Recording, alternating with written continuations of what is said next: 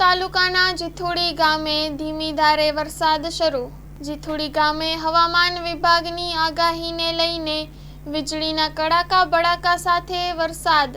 અતિશય બફારા બાદ સાંજના 7 વાગે ધીમી ધારે વરસાદ શરૂ થયો હતો.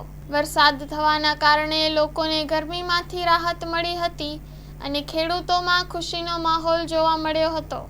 Story report by Prakash Vagasiya, Kukavav.